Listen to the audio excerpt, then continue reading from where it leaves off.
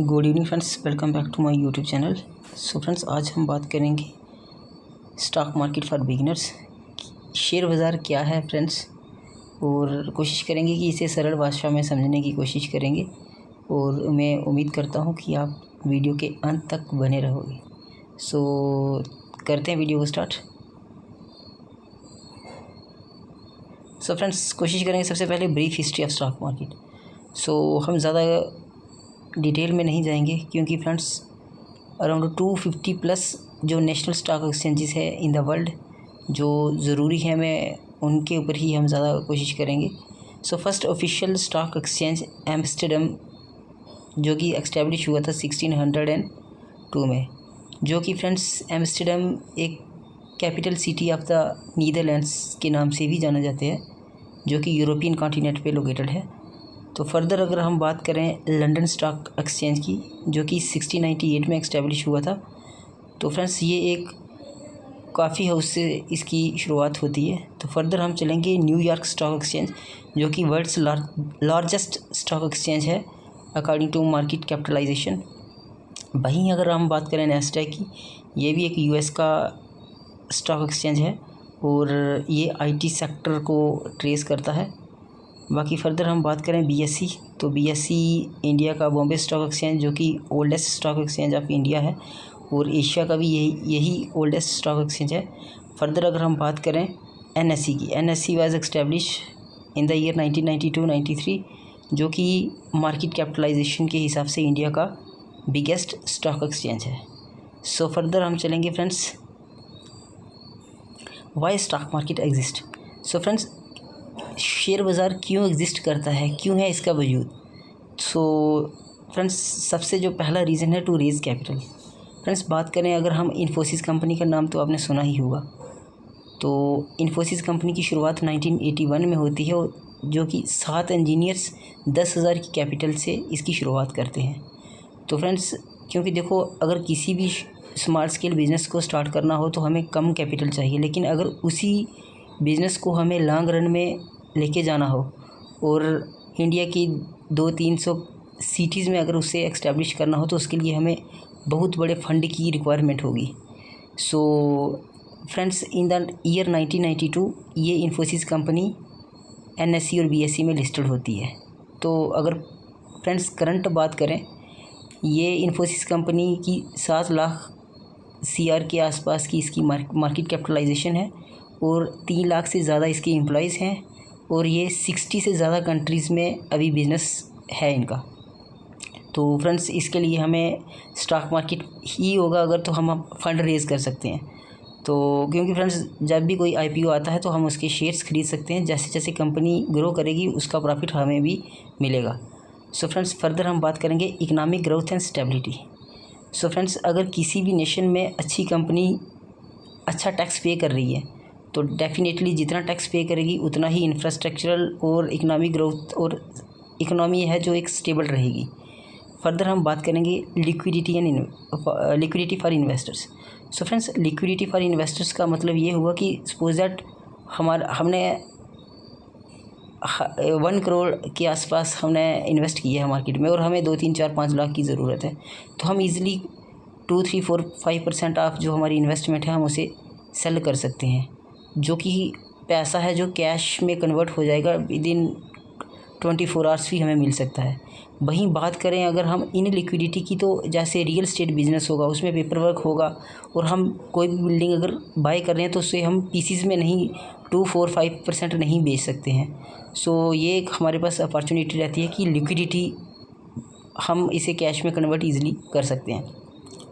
तो फर्दर बात करेंगे इन्वेस्टमेंट एंड वेल्थ जनरेशन। देखो फ्रेंड्स, स्टॉक मार्केट में इतना पोटेंशियल है कि आप 100 टाइम्स भी अपनी कैपिटल ग्रो कर सकते हो, लेकिन उसके लिए आपको सीखना होगा क्योंकि मार्केट में पोटेंशियल बहुत है। लोग की मोस्ट ऑफ द जो बिगिनर्स हैं, जहाँ बड़ी उम्मीदें लेके आते हैं। सो पावर ऑफ कंपाउंडिंग का आप ठीक है यहाँ फ़ायदा ले सकते हो, लेकिन उसके लिए आपको सीखना पड़ेगा क्योंकि स्टॉक मार्केट कोई रॉकेट साइंस भी नहीं है, तो इतना ईजी भी नहीं है। क्योंकि मोस्ट ऑफ द जो इन्वेस्टर्स हैं, ख़ास करके मैं रिटेल इन्वेस्टर्स की बात करूँगा, वो कोशिश करते हैं कि जल्दी से जल्दी पैसा डबल ट्रिपल किया जाए, जो कि पॉसिबल नहीं है। सो प्रॉपर लर्निंग के साथ अगर आप 10 से 12% भी बना लेते हो यहाँ से, तो you are doing extremely well. So further friends हम बात करेंगे एम्प्लॉयमेंट जनरेशन। देखो फ्रेंड्स, जितनी बड़ी कंपनीज़ होंगी देश में तो उतना ही जो रोज़गार है लोगों को मिलेगा। जैसे इन्फोसिस मैंने आपको पहले बताया कि अराउंड 3 लाख से ज़्यादा एम्प्लॉयज़ हैं। तो सो फ्रेंड्स मुझे लगता है कि आपको बहुत सारा जो डाउट है वो क्लियर हो गया होगा कि शेयर बाज़ार एग्जिस्ट क्यों करता है। सो फ्रेंड्स फर्दर हम बात करेंगे, नेक्स्ट स्टेप है। सो फ्रेंड्स फर्दर हम बात करेंगे why we need to invest in stock market. हमें शेयर बाज़ार में निवेश करने की क्या ज़रूरत है, क्योंकि हमारे पास अदर सोर्सेज भी तो हैं, जैसे बैंक के इंटरेस्ट है, ठीक है, हम एफडी भी करवा सकते हैं लॉन्ग रन के लिए 5 साल की, 10 साल की। सो फ्रेंड्स सबसे पहले मैं कोशिश करूँगा एक्सप्लेन करने की कि जो बैंक इंटरेस्ट्स हैं, इंटरेस्ट रेट्स अगर हम बात करें सबसे पहले करंट अकाउंट की, तो हमें कुछ भी नहीं मिलता है, नो इंटरेस्ट, इवन कि हमें खुद से वहाँ चार्जेस पे करने पड़ते हैं। और करंट अकाउंट है जो बिजनेसमैन जो डेली ट्रांजैक्शंस करते हैं उनके लिए होता है। तो दूसरी बात करेंगे हम अगर सेविंग अकाउंट की, तो उसमें 2.7 to 3.5% के आसपास हमें पर एनम रिटर्न्स मिलते हैं, और ये बैंक टू बैंक वेरी करता है। सो फर्दर हम बात करें अगर फ़िक्स डिपॉज़िट की, तो वो अप्रॉक्सीमेटली 6% पर इंडियन सिटीजन्स। अगर हम यही बात करें सीनियर सिटीजन्स की, तो उन्हें 7% के आसपास या फिर 7.4 के आसपास भी मिल सकता है, क्योंकि ये बैंक टू बैंक वेरी करता है। वहीं बात करें हम जिनकी एज 80+ है, वो सुपर सीनियर सिटीज़न कैटेगरी में आते हैं, और उनको इवन 8% से लेके 8.4% तक मिल सकता है, और ये भी बैंक टू बैंक वेरी करता है। सो फर्दर फ्रेंड्स हम बात करेंगे रूल 72। जो फाइनेंस और बैंकिंग सेक्टर से एसोसिएटेड हैं, मुझे लगता है उनको पता ही होगा कि रूल 72 क्या इंडिकेट करता है। तो रूल 72 हमें ये कहता है कि जितने % हमें इंटरेस्ट मिल रहा है इज़ इक्वल टू जो भी होगा वो उस ड्यूरेशन में हमारा जो कैपिटल है वो डबल होगा। सो फ्रेंड्स अगर हम बात करें बैंक अपना जो इंटरेस्ट हमें फ़िक्स डिपॉज़िट में मिलता है वो एवरेज 6% ही मिलता है, तो उसके लिए अगर हमें पैसा डबल करना है तो 12 ईयर्स लग जाएंगे। वहीं अगर हम स्टॉक मार्केट में एंटर करें और प्रॉपर लर्निंग के साथ आएँ, तो हम 12% रिटर्न्स हैं वो ईज़िली जनरेट कर सकते हैं, और जिससे कि हमारा जो कैपिटल है वो 6 ईयर में डबल हो सकता है। तो अगर यही हमें 10% रिटर्न मिले तो 7.2 ईयर्स में भी हम पैसा डबल कर सकते हैं। सो फ्रेंड्स अगर हम बात करें इन्फ्लेशन की, टू बीट इन्फ्लेशन, जो कि गवर्नमेंट की तरफ से डाटा आता है 6 to 8% इन्फ्लेशन होती है, जो कि एक बास्केट। और फ्रेंड्स ये टीयर टू टीयर वेरी करता है। अगर टीयर 4 में कितनी महंगाई है, अगर वही बात करें हम टीयर 1 में इतनी महंगाई है, जैसे मेट्रो सिटीज़ हैं, वही बात करें अगर हम टीयर 4 में, जैसे गांव देहात में थोड़ी महंगाई है, इम्पैक्ट रहता है, क्योंकि यहाँ रोज़गार के जो अपॉर्चुनिटीज़ हैं वो कंपैरेटिवली कम रहते हैं सिटीज़ से। सो बाकी अगर हम बात करें ओवरऑल, जो बड़े बड़े एनालिस्ट्स हैं वो तो यही बोलते हैं कि 10 to 12% जो है इन्फ्लेशन पर एनम इंक्रीज़ करता है। तो फ्रेंड्स सो अब नेक्स्ट बात करेंगे हम टू क्रिएट वेल्थ। तो फ्रेंड्स अगर आप चाहते हो कि आप वेल्थ क्रिएट करना चाहते हो लाइफ में, तो मुझे लगता है स्टॉक मार्केट एक बेस्ट प्लेटफॉर्म है। अगर आप ब्लू चिप स्टॉक्स में भी टाइमली इन्वेस्ट करते हो, अच्छे तरीके से एनालिसिस करके, फंडामेंटल, टेक्निकल और डिफरेंट जो इंडिकेटर्स हैं उनको यूज़ करके आप बहुत सारी वेल्थ क्रिएट कर सकते हो। वहीं फर्दर हम बात करेंगे ऑनरशिप एंड इन्फ्लुएंस। फ्रेंड्स अगर हम किसी भी स्टॉक की 51% हमारे पास अगर स्टेक आ जाता है किसी भी कंपनी का, तो हम उसे इन्फ्लुएंस कर सकते हैं, हम उसे कंट्रोल कर सकते हैं फॉर, ठीक है, the growth of the company. तो फर्दर हम बात करेंगे पैसिव इनकम। फ्रेंड्स देखो, अगर हमें कोई भी बिज़नेस करना हो उसके लिए हमें कैपिटल तो चाहिए, उसके बाद हमें इंफ्रास्ट्रक्चर चाहिए, एम्प्लॉयज़ कास्ट चाहिए, उसके बाद ओवरहेड कास्ट है, अदर एक्सपेंसेस और ईज़ ऑफ बिज़नेस जैसी चीज़ों से हमें सामना कर, क्योंकि लाइसेंस भी तो चाहिए किसी भी चीज़ का। और स्टॉक मार्केट एक ऐसा प्लेटफॉर्म है, आप 20, 30, 40 सेक्टर, जो डिफरेंट सेक्टर है, चाहे वो ऑटो सेक्टर है, शुगर सेक्टर है, पेंट सेक्टर है, मतलब आप डिफेंस सेक्टर, किसी भी सेक्टर में आप पैसा निवेश कर सकते हो। आपको नॉलेज होना चाहिए, आपका मार्केट में एक्सपीरियंस होना चाहिए फ्रेंड्स। और मैं इस वीडियो के माध्यम से ये भी कहना चाहता हूँ कि अगर आप बिगनर हो तो आप कम से कम कैपिटल लेके मार्केट में एंटर करो, क्योंकि स्टॉक मार्केट में your mental capacity is more important than your financial position. अगर आप बहुत बड़ी कैपिटल लेके मार्केट में आओगे तो आपको बड़े बड़े लॉसेस भी हो सकते हैं। और कोशिश करो कि डाइवर्सिफाई करो अपने पोर्टफोलियो को, एक ही स्टॉक में एक ही सेक्टर में सारा अमाउंट आपको नहीं लगाना चाहिए। सो फर्दर अब चलते हैं नेक्स्ट साइड की तरफ। सो फ्रेंड्स अब नेक्स्ट है when we should invest in stock market. So friends बात करें हमें कौन सा जो सही समय है जब हमें निवेश करना चाहिए जिससे कि हमें अच्छे रिटर्न्स मिल सकें, क्योंकि मोस्ट ऑफ़ द पीपल कोई उनका मतलब कोई अपने फ्रेंड सर्कल में इन्फ्लुएंस होकर मार्केट में और अच्छा खासा कैपिटल लेके आ जाते हैं और बाद में लॉसेस करना शुरू कर देते हैं। तो फिर बोलते हैं कि स्टॉक मार्केट तो एक जुए का अड्डा है, तो जो कि गलत है।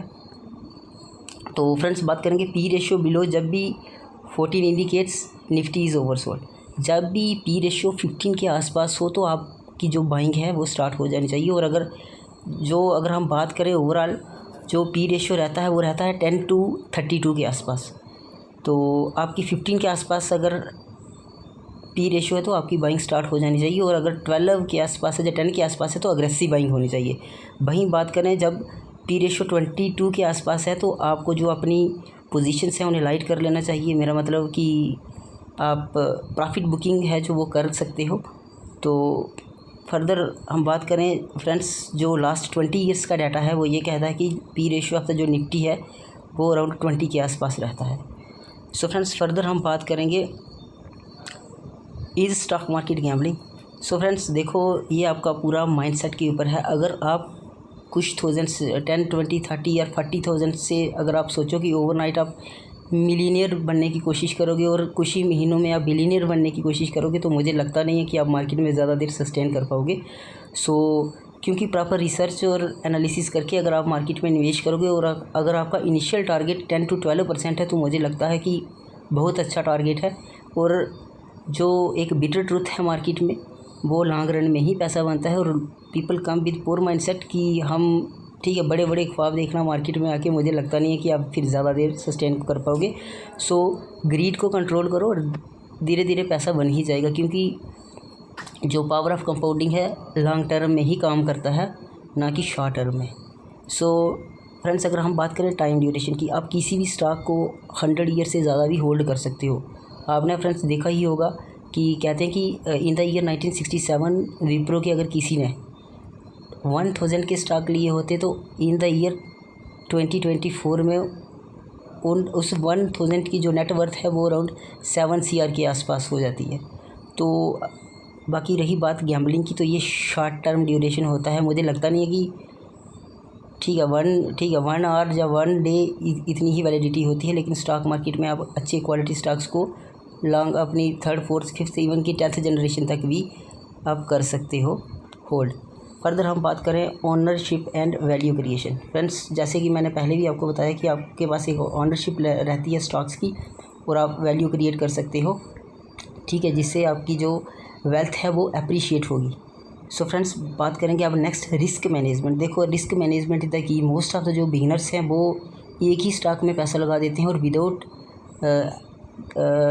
एनालिसिस के, ठीक है, ना ही वो टेक्निकल देखते हैं ना ही फंडामेंटल देखते हैं और ऐसे ही आ जाना मुझे लगता नहीं है सही है। कि और कोशिश करो कि ब्लू चिप स्टॉक्स में ही निवेश करो आप फर्स्ट जो इनिशियल ईयर हैं आपके 1, 2, 3 ईयर्स। तो फर्दर हम बात करेंगे friends day trading without knowledge, research and practice. वही जो मैंने पहले भी बोला कि अगर आप 10, 20, 50 हज़ार से अगर आप मिलीनियर और बिलीनियर बनने की कोशिश कर रहे हो तो ये गैम्बलिंग आप कंसिडर कर सकते हो। लेकिन प्रॉपर लर्निंग के साथ अगर मार्केट में आप सस्टेन करोगे तो बहुत पोटेंशियल है, अनलिमिटेड पोटेंशियल है। लेकिन उसके लिए आपको प्रॉपर लर्निंग भी करनी होगी, क्योंकि लर्निंग एंड अर्निंग बहुत, ठीक है, पैरेलली चलते हैं। जितनी आपकी अच्छी लर्निंग होगी तो उतनी ही आप ज़्यादा अच्छा अर्न भी कर पाओगे। सो दोस्तों मैं कोशिश करता हूँ कि आपने इन 5 स्टेप्स को अच्छे से समझा होगा और प्रॉपर लर्निंग के साथ ही मार्केट में आना, क्योंकि शेयर बाज़ार एक रॉकेट साइंस भी नहीं है लेकिन इतना आसान भी नहीं है जहाँ रिटर्न्स जनरेट करना। सो मिलते हैं फ्रेंड्स नेक्स्ट वीडियो के साथ। तो अगर आपने मेरा चैनल सब्सक्राइब नहीं किया है तो आप अगर शेयर बाज़ार के बेसिक्स सीखना चाहते हो तो आप मुझे सब्सक्राइब कर सकते हो। तो मिलते हैं नेक्स्ट वीडियो के साथ। Thank you and have a nice day.